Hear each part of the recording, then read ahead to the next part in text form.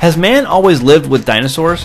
Some people say this is absurd, but young Earth creationists who insist that it's true should be able to find examples of man living with dinosaurs in the Bible. First, keep in mind that the first use of the word Dinosauria wasn't used until 1841 by famous British scientist Sir Richard Owen, so you won't find the word dinosaur in the Bible. The King James Version of the Bible, written in 1611, has the term dragon 35 times in the text.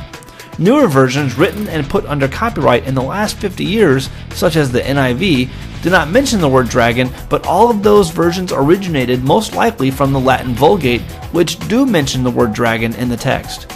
It's only been in recent times that the publishers removed the word dragon. Obviously, the text has been altered by modern man wishing to push an agenda.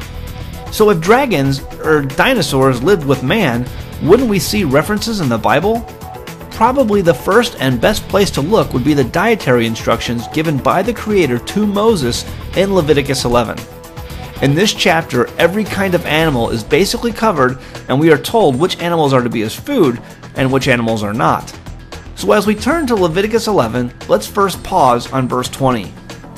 All fowls that creep going upon all four shall be an abomination unto you. Depending on which Bible version you are using, you will have a number of translation differences. Some Bible versions refer to insects in verse 20, but that wouldn't make any sense because we know that insects by their very definition have 6 legs or more.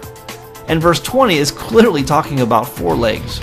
You see, the verses immediately before verse 20 are talking about fowl as birds, and the verses immediately following verse 20 are talking about insects. But notice how verse 20 and verse 23 are almost identical in the English, Hebrew, and the Greek. Why would the author of Leviticus put verses that almost say the exact same thing just a couple of verses apart?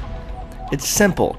Verse 20 is ending the section of animals considered to be birds or large fowl of the air, and verse 23 is ending the section for flying insects. It's interesting to note that the writer may have considered insects as having 4 legs in verse 23 because usually the back 2 pairs of legs are used for propulsion, and the front pair is used mostly for manipulation and guidance. The mere positioning of verses 20 and 23 should make it seem obvious that one is referencing insects and one is talking about fowl being birds of the air. The modern day translators didn't know what to do with verse 20, so many recent publishers simply changed the word fowl to refer to insects in the text, even though all older versions of the text say fowl.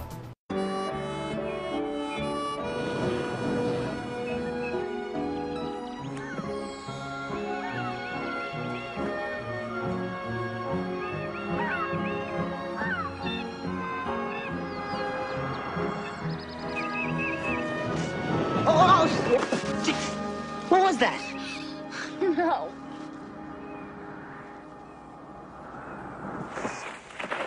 Did you see that? You know there are still people who won't believe they could fly? I tell you, the sky was once filled with them. I'm looking for Dr. Robert Hugh. Oh, is either of you a paleontologist? I desperately need a paleontologist. No, we're high school students. Oh, pity. Paleontology today clearly teaches that pterosaur-type animals were quadrupeds and walked on all fours. They were animals that flew in the air and would clearly be described as fowl in Leviticus chapter 11. And since we know that other fowl walk on only 2 legs, but pterodactyls walked on 4, they fit the verse perfectly. Modern day translators have a lot to answer for in changing the text of the scripture to adapt to their modern worldly way of thinking. In doing so, they have misled millions turning to the word of the Father for understanding. While verse 20 would account for flying pterosaurs, what about land dinosaurs? The text in Leviticus 11 makes clear that only animals with a split hoof and those that chew the cud are to be considered food. That would of course remove many animals, including any known predatory and grass-eating dinosaurs. Leviticus 11 verse 26. The carcasses of every beast which divideth the hoof, and is not cloven-footed, nor cheweth the cud, are unclean to you.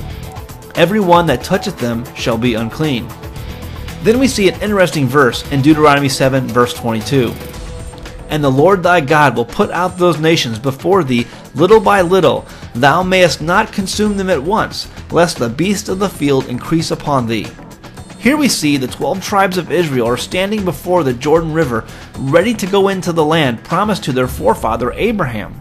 However, in the midst of the land exist many pagan people whom Israel is going to have to fight in order to live there. It will take time to inhabit all the land and occupy it. Rather than empty the land of all the pagans at once to allow Israel to move in right away, the Father keeps them there in order to maintain the land so that the beasts of the field would not become too numerous. This is approximately 750 years after the flood, and while dinosaurs did not grow as large as they once did during pre-flood times due to a collapsed canopy and other variables, they were still a formidable force in the land if encountered in great numbers. Think about it. God is clearly saying for the benefit of his people, he doesn't want the beasts to increase in the land. Well, he can't be talking about beasts such as deer or antelope or other game animals. Those would be a huge benefit to someone coming into the land and would provide a much needed food source. It's not likely he's talking about lions and bears, as a group of trained hunters can be quite skillful at hunting and taking down large predatory animals of that size. We know at the time Israel and its 12 tribes had well-trained armies ready to deal in offensive tactics. Lions and bears would have been no match for groups of hunters or soldiers with shields and spears. It's obvious what is being referenced in Deuteronomy 7 verse 22 are beasts that are much more formidable in the land. How many soldiers or hunters would it take to bring down a T-Rex? How many hunters would be necessary to track and bring down predatory animals such as Velociraptor?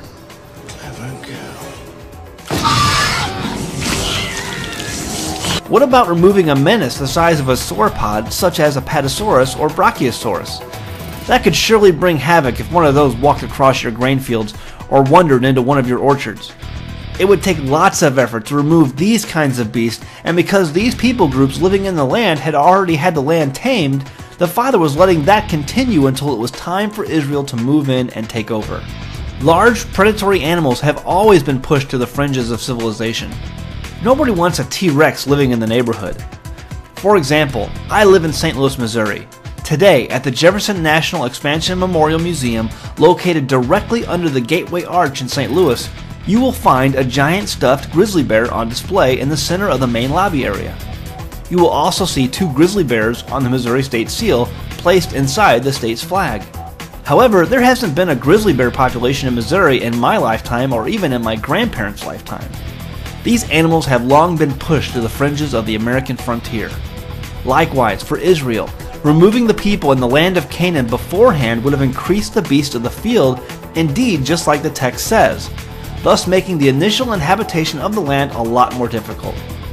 The Bible has the word dragon mentioned in Scripture 35 times in the King James and early Greek manuscripts. Most modern Bible publications such as the NIV or ESV and others have taken out these references and replaced them with words such as jackal or serpent.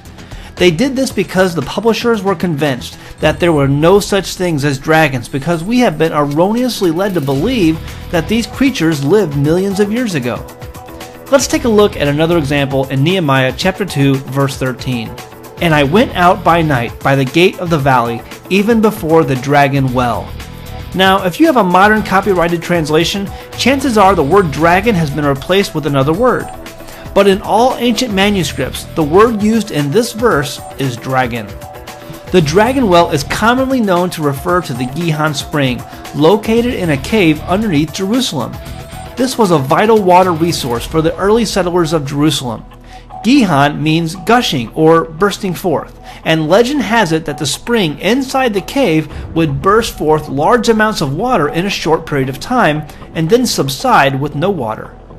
The early legends about this spring continued during the ages, with people in the area attributing the strange water burst to a dragon that supposedly lived in the cave below the spring. Today, the water no longer gushes out in the spring, and it's mostly believed that the bursting forth of water was due to an underground siphon system that probably collapsed over the years. Today, the Gihon spring gives its water at a pretty reliable pace. But what's interesting is the legend of a dragon living in the cave. Why a dragon?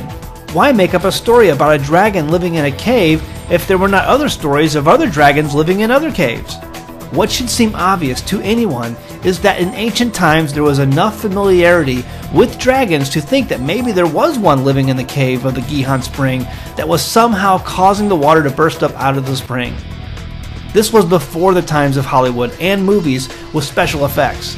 This was also before you could visit expensive and well-funded museums to see the bones of dinosaurs on display.